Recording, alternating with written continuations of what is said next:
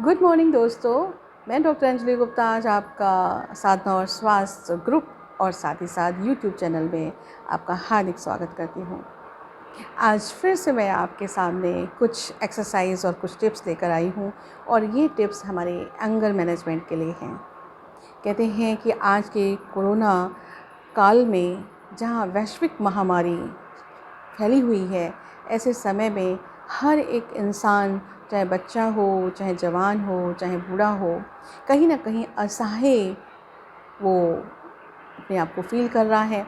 जब असहाय फील करता है तो फिर दो बातें सामने आती हैं, या तो डिप्रेशन और या फिर एंगर। कहते हैं जब हमारे हाथ में कुछ नहीं होता तो फिर हम भगवान पर गुस्सा करते हैं। आखिर तुमने ये सृष्टि बना ही क्यों, तुमने दुनिया रची ही क्यों, और जब दुनिया रची है तो तुम हम लोगों की मदद क्यों नहीं कर रहे हो। हम भगवान पर नाराज़ होते हैं और भगवान पर नाराज़ होने पर जब भगवान लगता है वो सुन नहीं रहा है, हमारे सामने जो हादसा हमें होना है वो हो ही रहा है, तो फिर हम कहते हैं कि आखिर हम भगवान को क्यों याद करें, भगवान को याद करने की क्या आवश्यकता है। फिर उसका रिपरकशंस हम अपने परिवार में या तो उदासी की गहराई में चले जाते हैं, और या फिर हम चिड़चिड़ापन हमारे अंदर आने लगता है, गुस्सा आने लगता है, झुंझलाहट आने लगती है, क्रोध आने लगता है, हम आक्रामक होने लगते हैं, हमारा रवैया ना खुशगुजार होने लगता है। और ये प्रभाव न केवल जवान पे, नवयुवक पे, बड़ों पे, बुज़ुर्गों पे, बल्कि उसका असर कहीं ना कहीं बच्चों पर भी पड़ने लगता है। अब चलिए बच्चे क्या करें ऐसी अवस्था में, तो हम आपको 3 टिप्स बताते हैं। पहला टिप नंबर 1 कि आप पहले अपने आप को देखिए। कहते हैं अलर्ट हो जाइए, अटेंशन दीजिए और अवेयर हो जाइए। तो बी अवेयर सबसे पहले कि मेरे को गुस्सा आ रहा है, तो गुस्सा ठीक उसी तरह से आ रहा है जैसे कि एक ट्रेन सामने बहुत स्पीड से, सुपर फास्ट ट्रेन आपके सामने आ रही है, और आपकी भी जो ट्रेन है वो भी सुपर फास्ट होने वाली है। अब दोनों ट्रेन जब आमने सामने आएंगी तो बहुत बड़ा टक्कर होगा, और जब बहुत बड़ा टक्कर होगा तो ऐसी स्थिति में आप समझ लीजिए कि क्या रिपरकशंस होते हैं। तो नंबर 1 कि ट्रेन अगर सामने से आ रही है तो आप शांत हो जाएं और अपने आप को पॉजिटिव और अफर्मेटिव स्टेटमेंट के माध्यम से शांत रखने की कोशिश करें कि मैं शांत स्वरूप हूँ, या मुझे शांत रहना है, या आज मेरा मौन है, मैं आज मौन में हूँ। जब हम ऐसा अपने आप को कहते हैं कि आज मेरा मौन है, आज मेरा मौन मुझे तोड़ना नहीं है, आज मैं मौन में हूँ, आज मुझे शांत रहना है, आज कितनी भी सामने बड़ी बड़ी ट्रेनें, बहुत बड़ी बड़ी ट्रेनें, शताब्दी जैसी भी आ जाएं, तो मुझे साइड से निकल जाना है, मुझे टक्कर नहीं मारना है। तो एक तो ये कदम आपका है, चाहे ये छोटे बच्चे हों, युवक हों या बड़े हों, किसी भी स्तर के हों, ऐसा एक कदम चल कर देखें तो अपने गुस्से को शांत कर सकते हैं। नंबर दूसरा कि जब आपको बहुत तेज़ गुस्सा आ रहा हो और गुस्से की स्थिति बिगड़ी जा रही हो, आप संभाल ना पा रहे हो, तो आप पानी ठंडा पी लीजिए। ढेर सारा पानी पीते जाइए, ग्लूकोज़ डालकर पीते जाइए और थोड़ा साइड से हो जाइए, और कहिए जब स्माइल से काम चलता है तो गुस्से की करने की क्या बात है। तो क्यों ना हम स्माइल, अपने मन के अंदर स्माइल ले आएँ, बजाय कि उस व्यक्ति के सामने जो गुस्सा आ रहा है। तो नंबर दूसरे के साथ एक बात और ऐड करते हैं कि जब कोई गुस्सा कर रहा होता है तो उसकी सूझबूझ की शक्ति ख़त्म हो जाती है। उसका जो अपना नज़रिया है वो नज़रिया थोड़ा टक्कर मारने वाला होता है। तो ऐसी स्थिति में अपने आप से ये कहना होगा कि देखो, अगर तुमने भी उस जैसा गुस्सा किया तो जो तुम्हें आशीष मिलने वाला था या दुआएं मिलने वाली थी, वो दुआएं वहीं पे स्टॉप हो जाएंगी, क्योंकि मुझे दुआओं का अकाउंट खोलना है। जैसा कि मैंने आपको बोला था 2 दिन पहले कि मैंने कार्मिक अकाउंट, रिकरिंग अकाउंट परमात्मा के पास खोल दिया है। तो ये दुआओं का अकाउंट मुझे खोल कर रखना है, तो ये दुआ कम हो जाएगी, क्योंकि अगर मैंने टक्कर मारी तो उसको चोट लगेगी, और जब उसको चोट लगेगी तो मुझे भी लगेगा 4 चोट मैं उसको भी मारूं, तो फिर ना ही दुआएं मुझे मिलेंगी और ना ही दुआएं मैं उसको दूंगा। तो यहाँ पर विकर्म यानी कि पाप बन जाएगा, और जब पाप बन जाएगा तो किसी ना किसी रूप में मुझे उसको भुगतना ही पड़ेगा। तो यहाँ पर आप दुआओं का खाता अपने साथ रखने के लिए आप अपने आप को स्टॉप इट करें कि no, stop it, not to get curse from the other party और फ्रॉम द अदर साइड। तो नंबर 2 आपका ये एक कदम या एक चरण हुआ।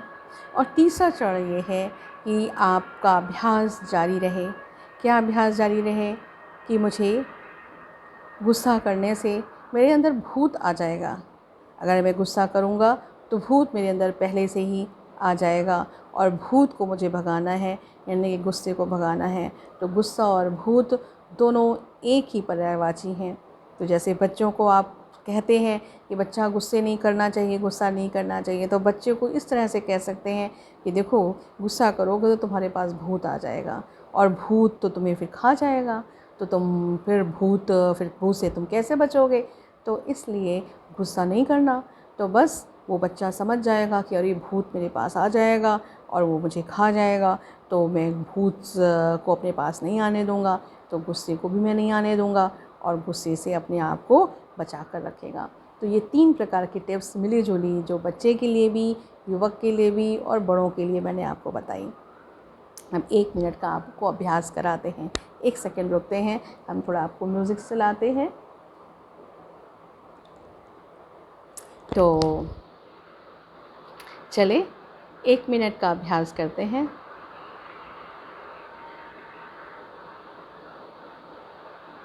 भ्रकुटी के बीच में विराजमान मैं एक सितारा हूँ।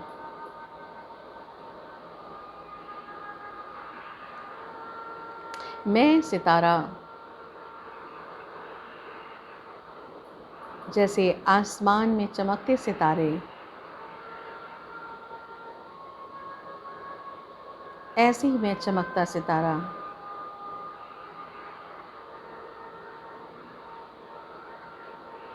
शीतल, शांत और पवित्र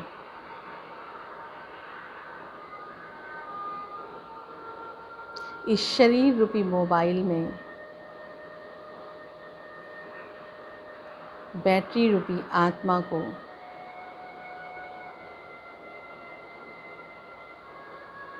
चार्ज करने जा रही हूँ। जैसे मोबाइल को चार्ज करने के लिए चार्जर को बिजली के सॉकेट से लगाते हैं और मोबाइल चार्ज होने लगता है, ठीक उसी प्रकार से आत्मा रूपी बैटरी जब परमात्मा रूपी बिजली की सॉकेट से अपने आप को जोड़ती है, तो आत्मा चार्ज होने लगती है, माना उसको शक्तियाँ मिलने लगती हैं। तो परमपिता परमात्मा निराकार एक परम शक्ति है, परम प्रकाश, चमकते हुए सफ़ेद रंग का प्रकाश का गोला, और मैं उसका एक अंश, चमकती ज्योति, उस परम शक्ति से मिल रही हूँ। वह शांति का सागर,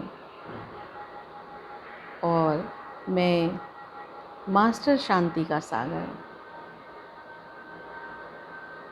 उसे अनंत शांति की लहरें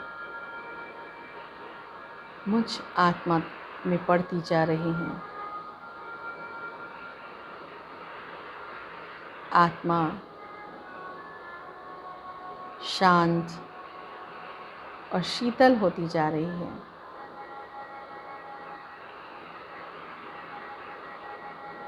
नकारात्मकता दूर होती जा रही है। नकारात्मक भाव, क्रोध, चिड़चिड़ापन, गुस्सा, उतावलापन